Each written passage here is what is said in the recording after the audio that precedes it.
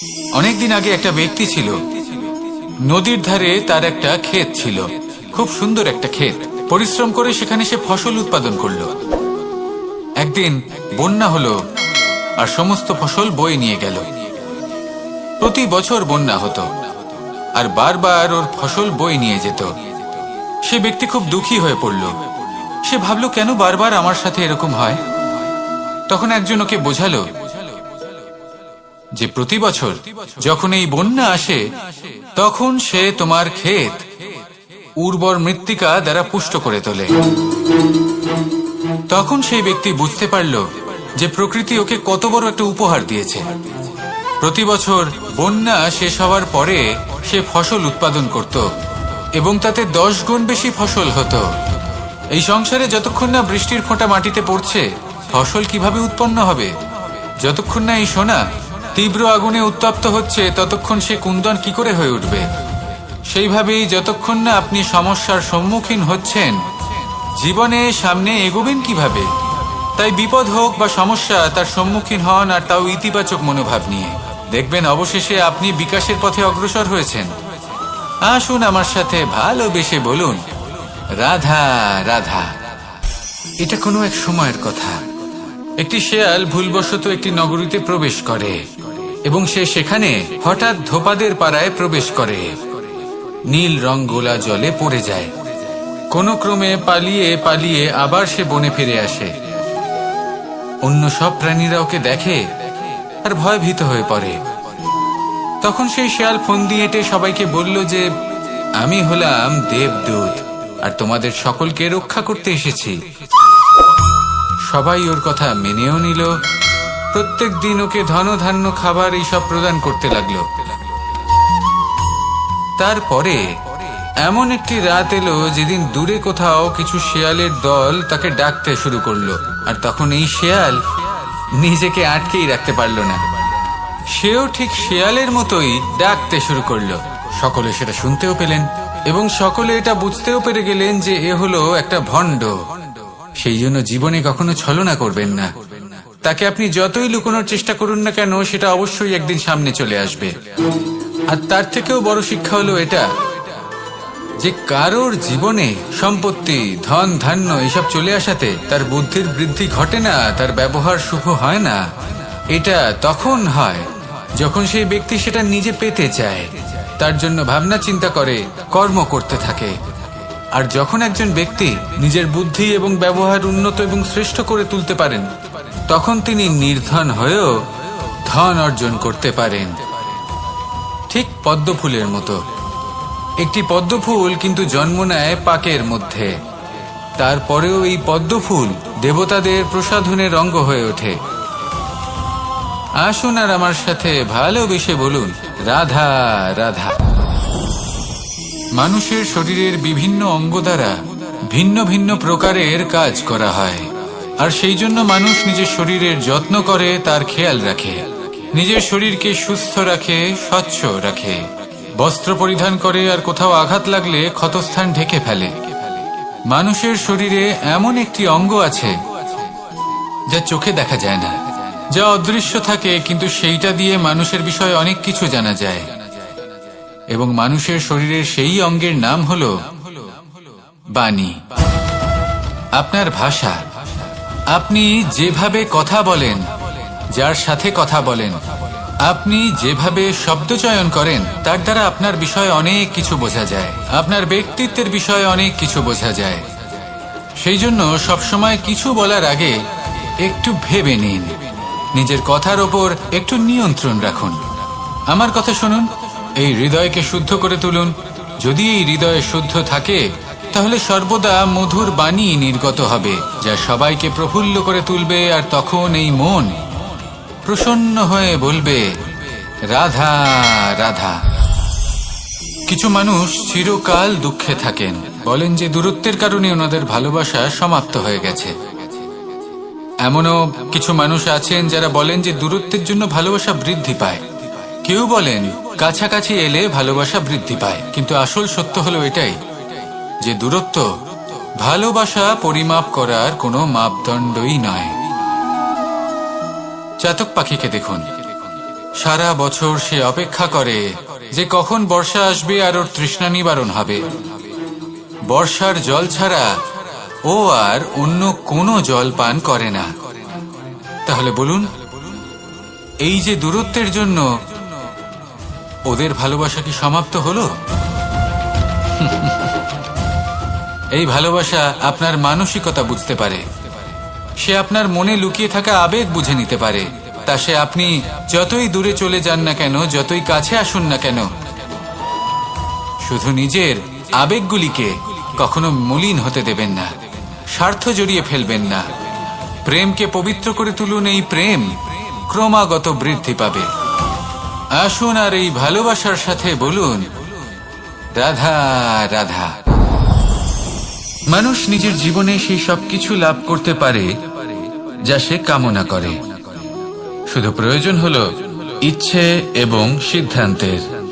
এবারে ইচ্ছে আসলে কি? সেটা হলো এই মনে প্রকট হওয়া একটি ভাবনা, একটি আবেগ। শুধু তা দিয়ে কিছুই হয় না।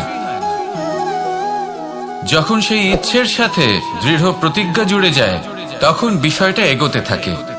একটা উদাহরণ দিই, ধরুন আপনি মরুভূমিতে আছেন এবং আপনি মধুর জল পান করতে চান। এটা হলো শুধুমাত্র আপনার মনের একটি ইচ্ছে। যখন এই ইচ্ছের সাথে সিদ্ধান্ত জুড়ে যায়, তখন আপনি সেই মরুভূমিতে গর্ত খুঁড়তে চেষ্টা করেন। আর যখন এই সিদ্ধান্তের সাথে নিষ্ঠা জড়িত হয়, তখন আপনাকে সেই জল লাভ করার থেকে কেউ বাধা দিতে পারে না। ইতিহাস এটার সাক্ষী, যিনি নিশ্চিত করেছেন তিনি সেই সবকিছু লাভ করেছেন যা তিনি লাভ করতে চেয়েছেন। সেই জন্য ইচ্ছে থাকা খুব দরকার, কিন্তু তাকে সিদ্ধান্তের সাথে জুড়ে নিন, সিদ্ধান্তকে নিশ্চিত করে ফেলুন, সবকিছু লাভ করবেন। আর তখন এই মন প্রসন্ন হয়ে বলবে, রাধা রাধা। এই সংসারে কোনো বস্তু হোক বা ব্যক্তি হোক, তার একার গুরুত্ব কিন্তু খুব বেশি নয়। একটা উদাহরণ হিসেবে বৃষ্টির ফোঁটাকে ভেবে দেখুন। যদি একটি বৃষ্টির ফোঁটা হয় তাহলে তার খুব বেশি গুরুত্ব থাকে না, কিন্তু যখন সহস্র বৃষ্টির ফোঁটা মেঘের মধ্যে দিয়ে ঝরে পড়ে, তখন সেটা বর্ষার রূপ ধারণ করে। সেই বর্ষা যা এই প্রকৃতিকে শান্ত করে। সেইভাবেই পাথরের ছোট টুকরো, তার খুব বেশি গুরুত্ব থাকে না, কিন্তু যখন অসংখ্য পাথরের টুকরো একত্রিত হয় তখন তা পর্বতের আকার ধারণ করে। সেইভাবেই কিছু মানুষ যখন একত্রিত হন তখন তৈরি হয় পরিবার, কিছু পরিবার যখন একত্রিত হয় তখন তৈরি হয় সমাজ, যখন অনেক সংখ্যক সমাজ একত্রিত হয় তখন তৈরি হয় রাজ্য। এবার এই রাজ্যের সব থেকে গুরুত্বপূর্ণ ব্যক্তি হতে পারেন রাজা, কিন্তু তাও সেই রাজা একা কিছু করতে পারেন না। যুদ্ধ লড়ার সময় তারও নিজের সৈন্যদলকে প্রয়োজন পড়ে। কিন্তু এই সংসারে এমন একজন ব্যক্তি আছেন যিনি একাই সব কাজ করতে থাকেন, এবং সেই ব্যক্তি হলেন মা। আমাদের জীবনে একজন পিতার ভূমিকা কিন্তু নিঃসন্দেহে অমূল্য, কিন্তু আমাদের সকলের জীবনে যে ভূমিকা একজন মায়ের তা অন্য কারোর থাকে না। একজন মা একাই সন্তানকে বড় করতে পারেন, সংস্কারী করে তুলতে পারেন, তার জন্য পরিশ্রম করেন। আর এত কিছু কাজ করার পরেও তার কাজের জন্য তিনি প্রশংসা অবশ্য পান না। উল্টে যদি সেই সন্তান অনুচিত পথে চালিত হয়, অনুচিত কর্ম করে, তখন সেই মাকেই অপবাদের পাত্র হয়ে উঠতে হয়। আমাদের জীবনে মায়ের যোগদান কতটা সেটা বুঝুন। আপনাকে বড় করে তোলার জন্য উনি কতটা পরিশ্রম করেছেন সেটা বুঝুন। আজ থেকে, এখন থেকে, এই মুহূর্ত থেকে মাকে সম্মান করতে শিখুন। যখন সময় পাবেন, যখন সুযোগ হবে, তখন তার প্রশংসা করুন, ওনারও ভালো লাগবে।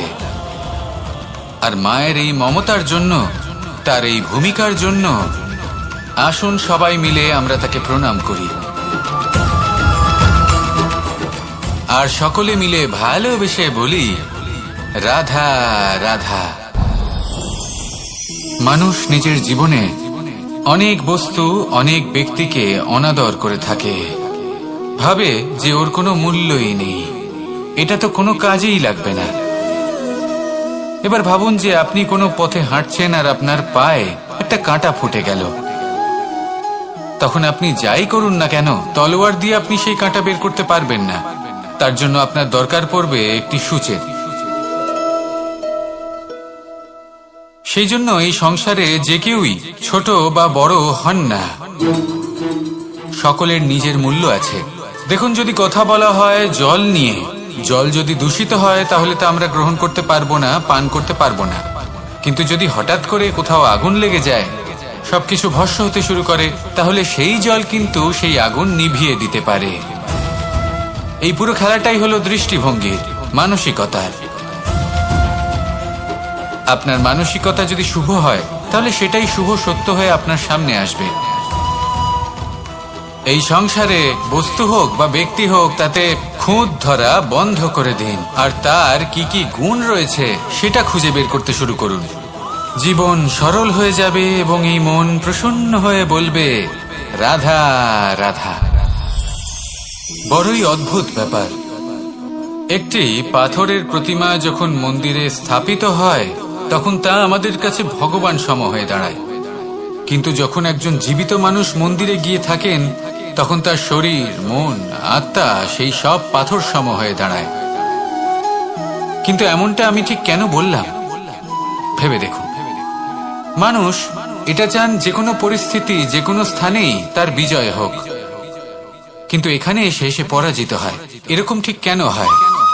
সমস্ত খেলা হলো ভাবনা চিন্তার, বিচারধারার, দৃষ্টিভঙ্গির, উত্তরদায়িত্বের খেলা। পাষাণের এই প্রতিমা, তার একটি উত্তরদায়িত্ব আছে, আশা ধরে রাখার দায়িত্ব। সেই আশা জানিয়ে মানুষ মন্দিরে আসেন। তেমনি মানুষের একটি উত্তরদায়িত্ব আছে যেটা সে ভুলে যায়। আর সেই উত্তরদায়িত্ব হলো এটা, যে মন্দিরে যে ভগবানকে সে প্রসন্ন করতে যাচ্ছে তাকে সে তখনই খুঁজে পাবে যখন পূর্ণরূপে সে সমর্পিত থাকবে। যদি মনে সমর্পণের ভাব না থাকে তাহলে ভগবান কখনো প্রসন্ন হবেন না। নিজের উত্তরদায়িত্ব বোঝার বদলে মানুষ শুধু একটা অনুষ্ঠান পালন করেন। যেমন ফুলের একটা মালা অর্পণ করেন, আর সেই কারণেই তিনি পরাজিত হন। আপনি ফুলের মালা অর্পণ করুন, প্রসাদ অর্পণ করুন, কিন্তু মনের মধ্যে পূর্ণ সমর্পণের ভাব থাকা প্রয়োজনীয়। তবেই আপনি মন্দিরে গিয়েও প্রাণবন্ত হয়ে থাকতে পারবেন, তবেই ঈশ্বরকে প্রসন্ন করতে পারবেন। আসুন আমার সাথে ভালোবেসে বলুন, রাধা রাধা। আমাদের মধ্যে বেশিরভাগ মানুষ সেই পরম শক্তিতে, সেই পরমেশ্বরের ওপর আস্থা রাখি, আর সেই জন্য আমরা বারবার মন্দিরে যাই, পুজো অর্চনা করি, নৈবেদ্য অর্পণ করি।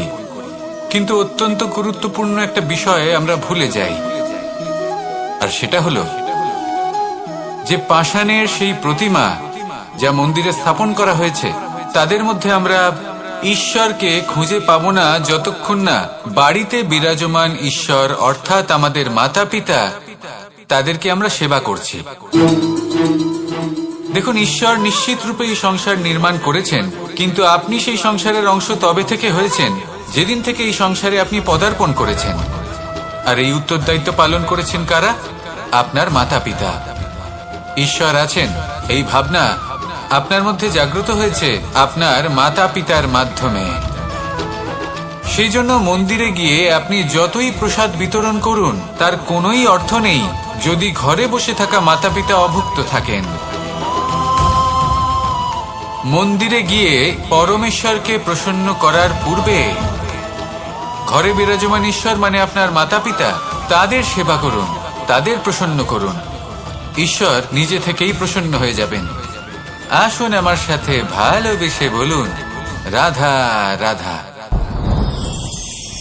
প্রেম আড়াই অক্ষর, মাত্র আড়াই অক্ষরের এই শব্দ প্রেম, এর মধ্যে ত্রিলোকের এবং সমগ্র ব্রহ্মাণ্ডের বীজ নিহিত আছে। এমন কি আছে যা এই প্রেম করতে পারে না? যেখানে শক্তি এবং বিদ্যা প্রয়োগ করে আপনি কিছুই করতে পারবেন না, সেটাও প্রেম দ্বারা অর্জন করা সম্ভব। প্রেম চাইলে পাথরেও ফুল ফোটাতে পারে। প্রেম চাইলে ন্যাড়া পাহাড়ের বুক চিরে নদীপথ তৈরি করতে পারে। চাইলে নিরক্ষর ব্যক্তিকে সংসারের শ্রেষ্ঠ জ্ঞানী করে তুলতে পারে। শুধুমাত্র এই প্রেমের জন্য সবার দুষ্টু কানাই ঘনশ্যাম হয়ে উঠেছিল। শুধুমাত্র এই প্রেমের টানেই ত্রিলোকের স্বামী দ্বারকাধীশ নির্ধন সুদামার পদসেবাও করেছিলেন। এই প্রেম হলো সংসারের সবথেকে বড় শক্তি। এই সংসারের আধার হলো প্রেম। এমন কিচ্ছু নেই যা এই প্রেমের পক্ষে সম্ভব নয়। যেখানে বিদ্যা এবং শক্তি সাহায্য করতে পারে না, সেখানে এই প্রেম আপনাকে জয়ী করে দিতে পারে। তাহলে আসুন আর আমার সাথে ভালোবেসে বলুন, রাধা রাধা। সমুদ্র মন্থনের সময় দুই ধরনের রত্ন লাভ করা হয়েছিল।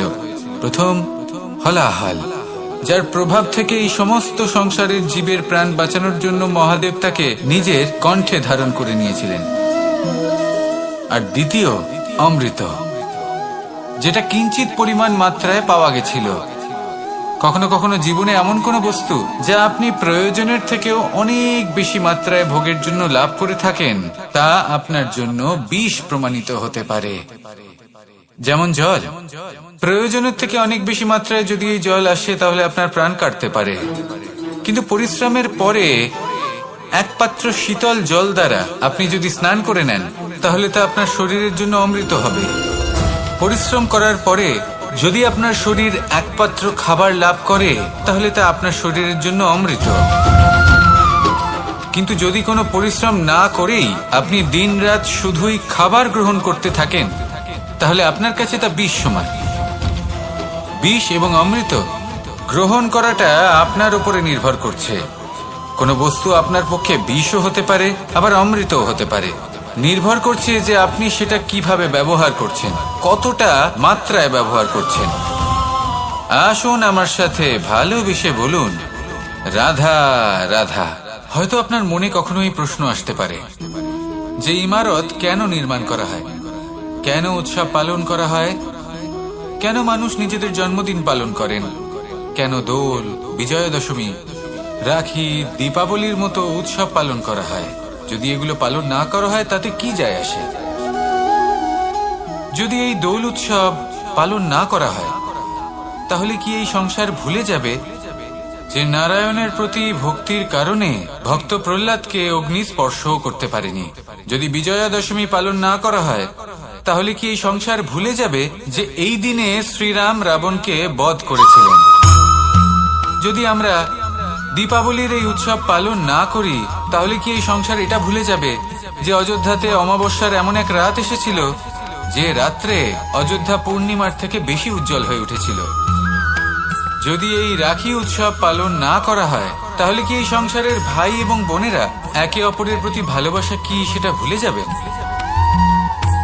বিষয়টা ভুলে যাওয়ার নয়, বিষয়টা হলো মনে রাখা। যখন জীবনে আমরা কোনো একটা স্থানে পৌঁছই, উপলব্ধিগুলোর উৎসব পালন করি, যাতে সেই মুহূর্তে আমরা সকলের মধ্যে আনন্দ ছড়াই এবং মানুষ সেই মুহূর্তটা মনে রাখেন। এই স্মৃতিগুলোই মানুষের মধ্যে বিশ্বাসের জন্ম দেয়। এই বিশ্বাস যে আগামী যেদিন আসছে তাতে আরো আনন্দের সম্ভাবনা রয়েছে। ভালোবাসার এই উৎসব, ভালোবাসার এই পার্বণ, এটা মানুষের মনে বিশ্বাসের জন্ম দেয় যে প্রত্যেক যুগে কেউ না কেউ এসেছে এবং পরবর্তীতেও আসবে। তাহলে আসুন আমরা ডুবে যাই আমার লীলার এই প্রেম যাত্রায় এবং ভালোবাসার এমন একটা উৎসব পালন করা যাক যা এই সংসার যুগ যুগ পর্যন্ত মনে রাখবে। তাহলে আসুন আর আমার সাথে ভালোবেসে বলুন, রাধা রাধা। প্রেমের পরিভাষা আসলে কি? ভিন্ন ভিন্ন ধরনের ব্যক্তি, ভিন্ন ভিন্ন ধরনের প্রেমী আলোচক বিভিন্ন ধরনের পরিভাষা প্রদান করেন এই প্রেম নিয়ে। কিন্তু প্রত্যেকের মনেই কখনো কখনো এই প্রশ্ন এসেছে, এই ভালোবাসা আসলে কি? নিজের প্রিয়তমকে জয় করাই কি প্রেম? চার হাত এক হয়ে যাবার নামই কি প্রেম? নিজের আবেগ ব্যক্ত করাই কি ভালোবাসা? না, প্রেমের অর্থ কাউকে লাভ করা নয়, বরং তার মাঝে বিলীন হয়ে যাওয়া। যদি কারোর হাত ধরে থাকি, তাহলে আজীবন তার সাথে পথ চলা হলো প্রেম। প্রেম শুধুমাত্র সেটা নয় যা প্রেমী আর প্রেমিকার কেশদামে মালা বেঁধে দেয়। মাতা পিতার জন্য দিনরাত পরিশ্রম করা, নিজের পরিবারের জন্য দিনরাত পরিশ্রম করা, সেটাও প্রেম। নিজের বন্ধুদের জন্য, আপনজনের জন্য সবকিছু উজাড় করে দেওয়ার নাম হলো ভালোবাসা। নিজের মাতৃভূমির জন্য সাহসের সাথে লড়াই করা এবং আনন্দে নিজের জীবন ত্যাগ করে দেওয়াও কিন্তু প্রেমের নামান্তর। সেই জন্য যারা বুদ্ধিমান ব্যক্তি তারা কখনো প্রেমের পরিভাষা খুঁজতে চান না, কারণ তারা জানেন যে এই প্রেম কতটা বিশাল। তারা জানেন যে এই প্রেম হলো এক বিশাল সাগর, যাকে নিজের মুঠোয় ধরে রাখা যায় না। সেই জন্য এই প্রেমের সাগরে ডুবে যান এবং সকলকে ভালোবাসতে শিখুন। যদি সবাইকে ভালোবাসতে পারেন তাহলে তাদেরও কল্যাণ হবে যারা আপনাকে ভালোবাসে, তাদেরও কল্যাণ হবে যাদেরকে আপনি ভালোবাসেন, আর আপনারও কল্যাণ হবে। আর তখন এই মন ভালোবেসে বলবে রাধা রাধা। কখনো কখনো আমরা খুব ব্যথিত হয়ে পড়ি। আমরা নিজেদের পরিবারের জন্য এত কিছু করি আর তারা আমাদের দেখলেই ভয়ভীত হয়ে পড়ে, আমাদের দেখলে বিরক্ত হয়। কখনো নিজেদের সন্তানকে বিকাশের পথে অগ্রসর করার জন্য আমরা তাদের উপর একটু জোর দিই যাতে তারা পরিশ্রম করে, কিন্তু সেই সন্তান আমাদের উপর বিরক্ত হয়ে পড়ে। কখনো সন্তানকে সঠিক শিক্ষা দেওয়ার জন্য আমরা তাদের কিছু সীমা নির্ধারিত করি, তখন সেই সন্তানের চোখে নিজেদের জন্য আমরা ঘৃণা দেখতে পাই। মানুষ কেন ব্যথিত হবে না? দেখুন, যখন সূচের দ্বারা আপনি বস্ত্র সেলাই করেন তখন সূচের আঘাত সেই বস্তুকে সহ্য করতে হয়, কিন্তু তাতে সেই সূচ বা আপনার উদ্দেশ্যে কোনো প্রভাব পড়া উচিত নয়, কারণ আপনি তো আপনার কর্ম করছেন, আর তাও পূর্ণ নিষ্ঠা ভরে, এবং অবশেষে আপনার উদ্দেশ্য শুভ প্রমাণিত হবে। তাই কেউ বিরক্ত হচ্ছে বলে বা কারোর চোখে নিজের প্রতি ঘৃণা দেখার ভয় কখনো পিছিয়ে যাবেন না। কষ্ট না করে বিকাশ সম্ভব নয়। কর্ম করতে থাকুন, সবকিছু শুভ হবে। আসুন আমার সাথে ভালোবেসে বলুন রাধা রাধা। মাতা পিতার মনে সবসময় এই বাসনা বাস করে যে ওনাদের সন্তানের যেন মঙ্গল হয়।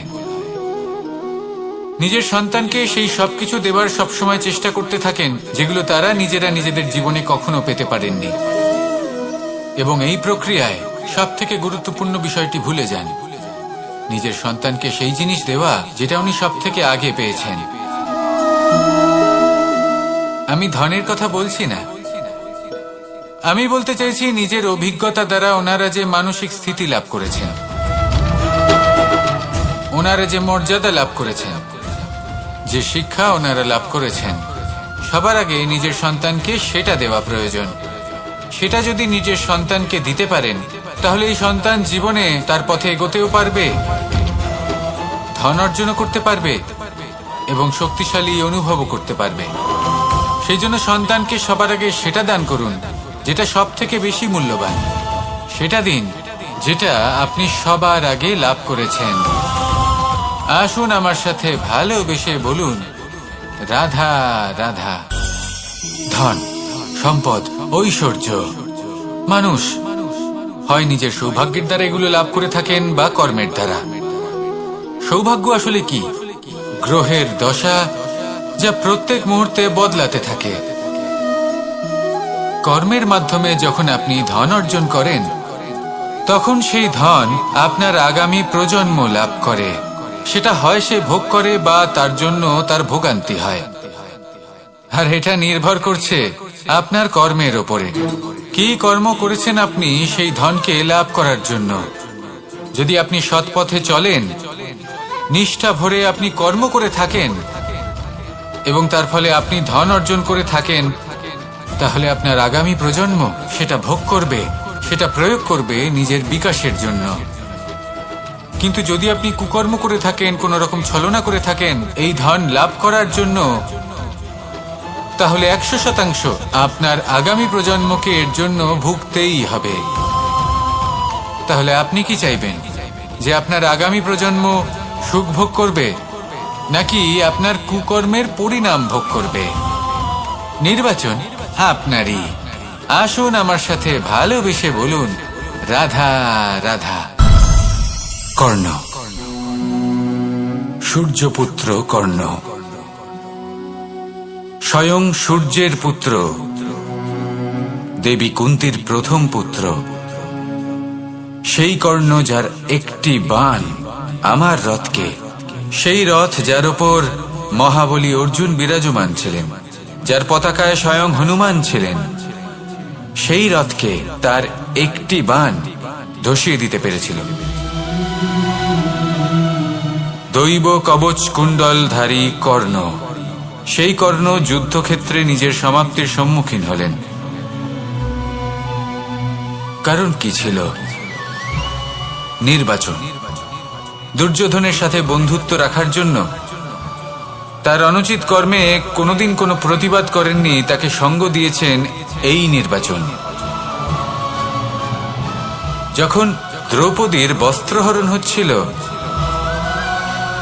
তখন তাকে বাধা দেওয়ার বদলে নীরব থাকার নির্বাচন, তার বিরোধিতা কখনো না করার নির্বাচন, এই নির্বাচনই কারণ হয়ে দাঁড়ালো কর্ণের পতনে।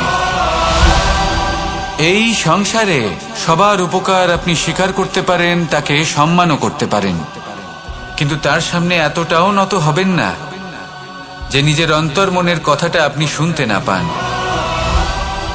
নির্বাচন যদি ধর্মসঙ্গত হয়, তবেই তা শুভ হয়।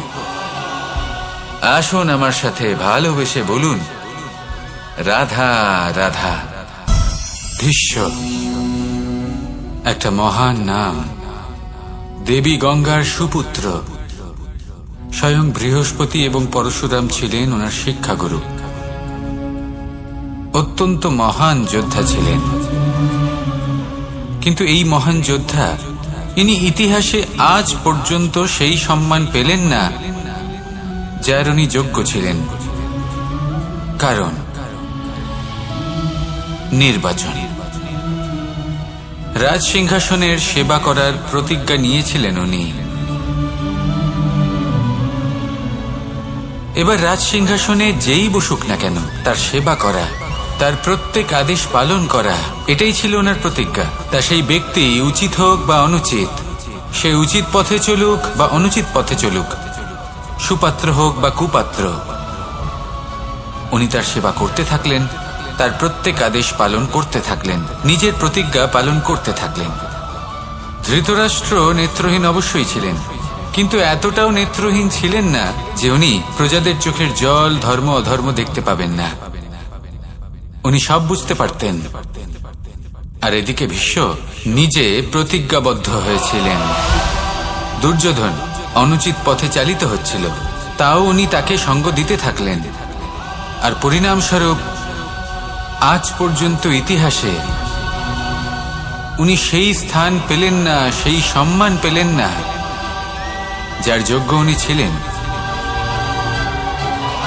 যদি আপনি কোনো প্রতিজ্ঞা করে থাকেন, তা সে যতই কোনো উচিত কারণের জন্য হোক না কেন, যদি আস্তে আস্তে সময়ের সাথে সেই প্রতিজ্ঞা আপনাকে অনুচিত পথে চালিত করে অধর্মের পথে নিয়ে যায়, পাপের পথে নিয়ে যায়, তাহলে সেই প্রতিজ্ঞা ভঙ্গ করা অত্যন্ত আবশ্যক। সময় অনুসারে নিজেকে বদলানো আবশ্যক, নয়তো এই প্রতিজ্ঞা আপনাকে দিয়ে পাপ কর্ম করাবে, কুকর্ম করাবে, আর আপনার বিনাশের কারণ হবে। আসুন আমার সাথে ভালোবেসে বলুন, রাধা রাধা।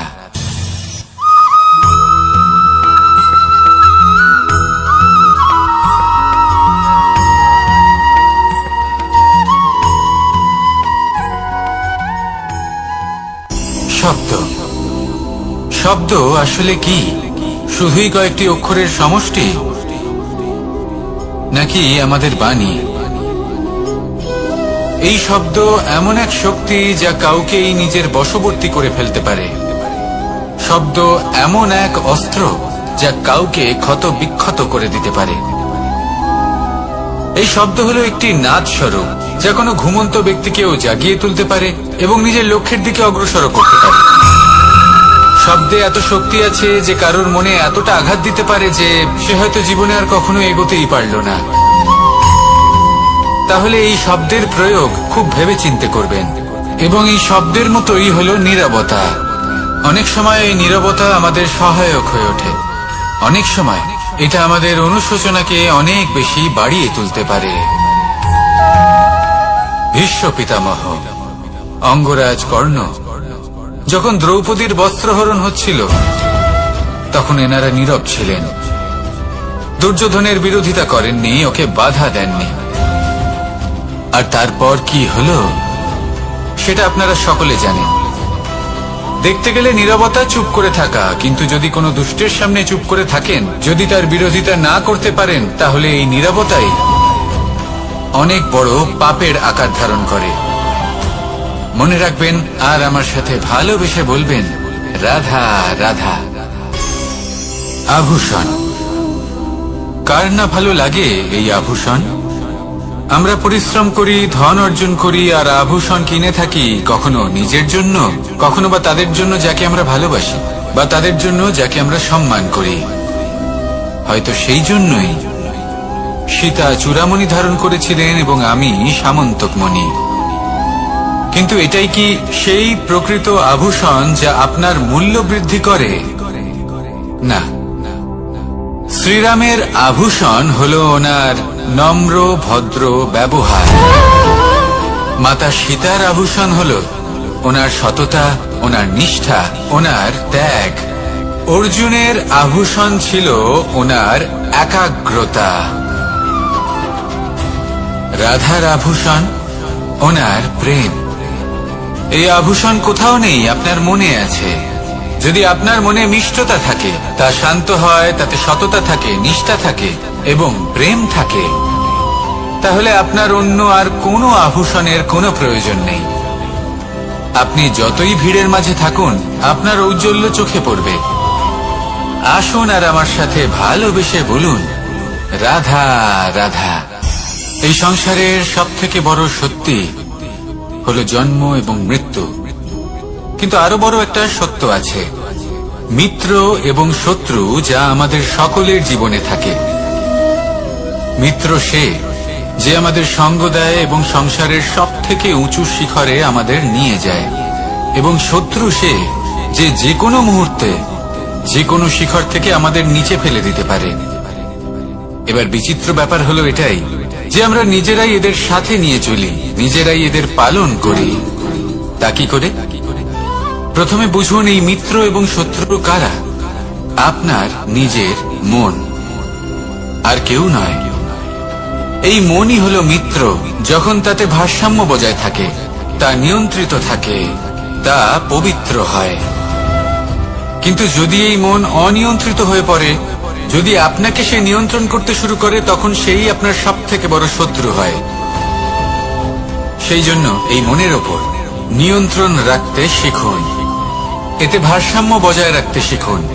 তাহলে আপনি এমন এক বন্ধুকে পাবেন যে আপনাকে এই সংসারের শিখরে পৌঁছে দেবে।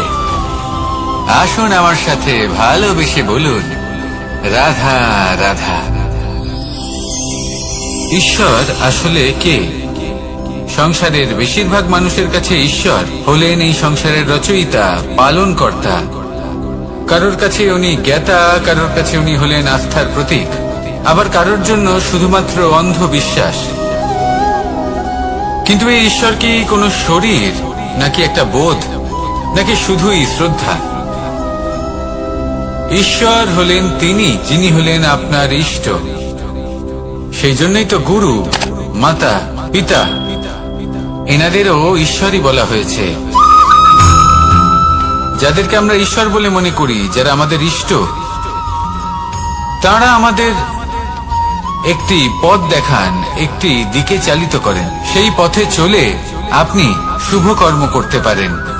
আর যখন কোনো ব্যক্তি তার ঈশ্বরের আদেশ পালন করেন, তখন সে নিজে থেকেই শুভ পথে অগ্রসর হয়ে যান। বেশ কয়েকজন মানুষ ঈশ্বরের ওপর আস্থা রাখেন এবং ভাবেন যে অনুচিত কোনো কাজ করা উচিত নয়, ঈশ্বর দেখছেন। ওনারা ভয় পান যে কোনো অনুচিত কর্ম করলে কে জানে তার পরিণাম কি হবে। এমন অনেক ব্যক্তি রয়েছেন যারা ঈশ্বরকে বিশ্বাস করেন এবং জানেন যে ঈশ্বর তাদেরকে দেখছেন, তাই যে যে শুভ কর্ম ওনারা করেছেন তার ফল তারা অবশ্যই পাবেন। এবার আপনি ভয় পেয়ে ঈশ্বরকে বিশ্বাস করবেন, নাকি বিশ্বাসের দ্বারা ঈশ্বরকে বিশ্বাস করবেন, সেই সিদ্ধান্ত আপনারই। কিন্তু হ্যাঁ, যদি আপনার মনে ঈশ্বরের জন্য কোনো স্থান থাকে, যদি আপনার কোনো ইষ্ট থাকেন, যদি আপনি কাউকে ঈশ্বর মনে করেন, যার প্রত্যেক আদেশ আপনি পালন করে থাকেন, তাহলে বলি ঈশ্বর কখনো আপনাকে অনুচিত পথে চালিত করবেন না। আসুন আমার সাথে ভালোবেসে বলুন, রাধা রাধা। এই সংসারে ভিন্ন ভিন্ন ধরনের গাছ আছে, অসংখ্য ধরনের প্রজাতি আছে। কিছু গাছ পাতা দিয়ে থাকে, কিছু ফুল, কিছু ফল। কেউ ছায়া প্রদান করে, কেউ শীতলতা প্রদান করে, কেউ নিজেকে খুব কষ্ট দিয়ে এই সংসারের বিকাশে সহায়ক হয়ে ওঠে। কিন্তু এই সবার মধ্যে একটা বিষয় কিন্তু সমান, এরা প্রত্যেকেই পাতা ছাড়া, ফুল ছাড়া, ফল ছাড়া জীবিত থাকতেই পারে, কিন্তু কোনো বৃক্ষই শিকড় ছাড়া বেঁচে থাকতেই পারে না। এটাই হলো রাধার। ঠিক সেইভাবেই আমাদের জীবনে শক্তি হোক, ধন হোক বা সাফল্য হোক, আমাদের বা আমাদের পরিবারের প্রসন্নতাই হোক, এই সবকিছুর আধার হলো, সবকিছুর মূল হলো পরিশ্রম। তাই জীবনে চিরকাল পরিশ্রম করতে থাকুন। যদি আপনি জীবনে মহান হবার পথে অগ্রসর হতে চান, তাহলে পরিশ্রম করুন। এই পরিশ্রম দ্বারাই নিজের পরিবারকে প্রসন্ন করুন, নিজের বন্ধুদের প্রসন্ন করুন, এই সমাজকে গর্বিত করুন। আসুন আমার সাথে ভালোবেসে বলুন, রাধা রাধা। এই সংসারের সব থেকে বড় রোগ কোনটা? কেউ বলবে মানসিক রোগ, কেউ বলবে সেই রোগ যা সর্পদংশনের ফলে হয়ে থাকে। এই সংসারে ভিন্ন ভিন্ন ধরনের রোগ আছে এবং তার সাথে ভিন্ন ভিন্ন ধরনের যন্ত্রণাও রয়েছে। এমন একটা রোগ আছে যা চোখে দেখা যায় না, যা আপনার শরীরে কোনো দাগ রেখে যায় না, কিন্তু আপনার আত্মাকে পর্যন্ত ক্ষত বিক্ষত করে, অসুস্থ করে তোলে, বিনাশ করে দেয় আপনাকে এবং তার সাথে আপনার আত্মাকে। এই অসুখের নাম হলো লালসা। লালসা, যে কর্ম সাধন করেছেন তার থেকে বেশি ফল লাভ করার আশা। লালসা, যা আজ আছে তার থেকে অনেক বেশি লাভ করার ইচ্ছে। এই ইচ্ছে এই সংসারে সবার থেকে এগিয়ে থাকার আপনাকে প্রেরণা যোগাবে, কিন্তু তার জন্য আপনাকে অপরাধযোগ্য কাজ করতে উৎসাহিত করবে। আপনার বন্ধু, আপনার আত্মীয়, আপনার পরিবার, এই সবার থেকে আপনি কখন দূরে চলে যাবেন আপনি বুঝতেই পারবেন না। উচিত অনুচিত কোনটা, ধর্ম অধর্ম কোনটা, সব ভুলে যাবেন আপনি।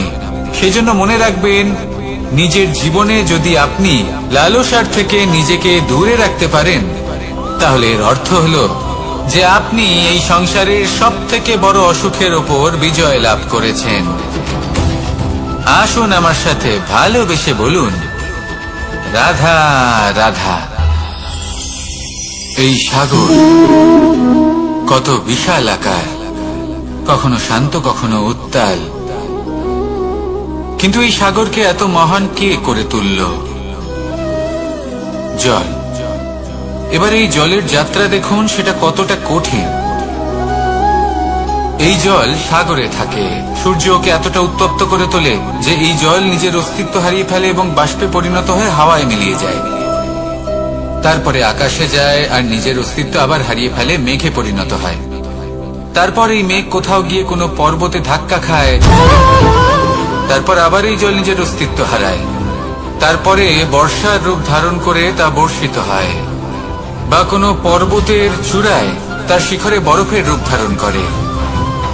তারপরে এই বর্ষা মাটির দিকে নিজের যাত্রা শুরু করে। এবার মাটিতে ঝরে পড়া এই বর্ষা স্রোতের আকার ধারণ করে এবং আস্তে আস্তে বইতে থাকে। এ নদীর আকার ধারণ করে এবং নদী রূপে বইতে বইতে পাথরে ধাক্কা খায় বা কোনো পর্বতে ধাক্কা খায়, আর তারপর এই নদী এসে সাগরে সমাহিত হয়ে যায়। নদীর এই জল আবারও নিজের অস্তিত্ব হারিয়ে ফেলে, কিন্তু এইবার সেই জল নিজেই সাগরে পরিণত হয়। এটা আমাদের সকলের জন্য একটা শিক্ষা যে এই সংসারে জীবন এবং সময়ের হলো এক অনন্ত যাত্রা। এই সংসারে যা কিছু আছে তার সূত্রপাত কোথাও একটা হবেই। সেই জন্য মৃত্যু এবং সমাপ্তির চিন্তা ত্যাগ করে দিন। আর যে সূত্রপাত আপনি লাভ করছেন তার আনন্দ উপভোগ করুন। ভেবে দেখুন আপনি কিভাবে শ্রেষ্ঠ কর্ম করতে পারেন যাতে এই সংসার